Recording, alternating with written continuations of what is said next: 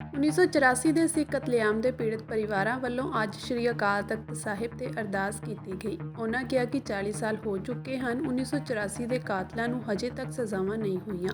ਪੰਜਾਬ ਤੇ Haryana high court ਨੇ ਫੈਸਲਾ ਕੀਤਾ ਸੀ ਕਿ ਪੀੜਤ ਪਰਿਵਾਰਾਂ ਨੂੰ ਵਸਾਇਆ ਜਾਵੇਗਾ, ਪਰ ਸਰਕਾਰ ਵੱਲੋਂ ਸਾਡੀ ਕੋਈ ਸੁਣਵਾਈ ਨਹੀਂ ਕੀਤੀ ਜਾ ਰਹੀ ਅਤੇ ਨਾ ਹੀ ਸਾਨੂੰ ਕੋਈ ਸਮਾਂ ਦਿੱਤਾ ਜਾ ਰਿਹਾ ਹੈ। ਇਸ ਮੌਕੇ 1984 ਦੇ ਪੀੜਤਾਂ ਨੇ ਗੱਲਬਾਤ ਕਰਦੇ ਹੋਏ ਕਿਹਾ ਕਿ ਸ਼੍ਰੀ ਅਕਾਲ ਤਖਤ ਸਾਹਿਬ ਤੋਂ ਅਰਦਾਸ ਕਰਕੇ ਅਸੀਂ ਚੰਡੀਗੜ੍ਹ ਨੂੰ ਕੂਚ ਕਰ ਰਹੇ ਹਾਂ। ਉਹਨਾਂ ਕਿਹਾ ਕਿ ਉੱਥੇ ਚੰਡੀਗੜ੍ਹ ਵਿੱਚ ਸਾਡੀਆਂ ਬੀਬੀਆਂ ਵਰ ਤੇ ਬੈਠ ਰਹੀਆਂ ਹਨ।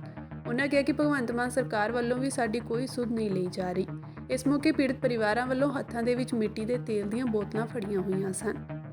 ਤੇ ਅੱਜ ਅਸੀਂ ਸਾਡੇ ਕੋਲ ਮਸਲੇ ਨੇ ਪੰਜਾਬ ਦੇ ਨੇ 40 ਸਾਲ ਹੋ ਗਏ ਨੇ ਜਿਹੜੇ 84 ਦੇ ਕਾਤਲ ਸਜ਼ਾਵਾਂ ਨਹੀਂ ਹੋਈਆਂ।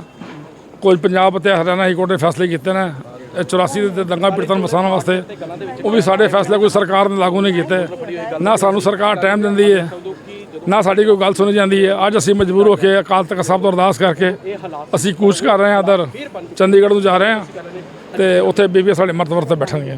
ਇਨਸਾਫ ਤਾਂ ਕੋਈ ਮਿਲੇ ਨਹੀਂ, ਨਾ ਤੇ ਜਿਹਨਾਂ ਨੇ ਕਤਲੇਆਮ 10,000 ਸਿੱਖਾਂ ਉਹਨਾਂ ਕੋਈ ਇਨਸਾਫ ਮਿਲਿਆ ਅਜੇ ਤੱਕ। 40 ਸਾਲ ਹੋ ਗਏ ਨੇ, ਦਿੱਤਾ ਕਿ ਸਰਕਾਰ ਨੇ ਜਿਹੜੇ ਪੰਜਾਬ ਦੇ ਮਸਲੇ ਨੇ CM ਗੱਲ ਨਹੀਂ ਸੁਣਦਾ।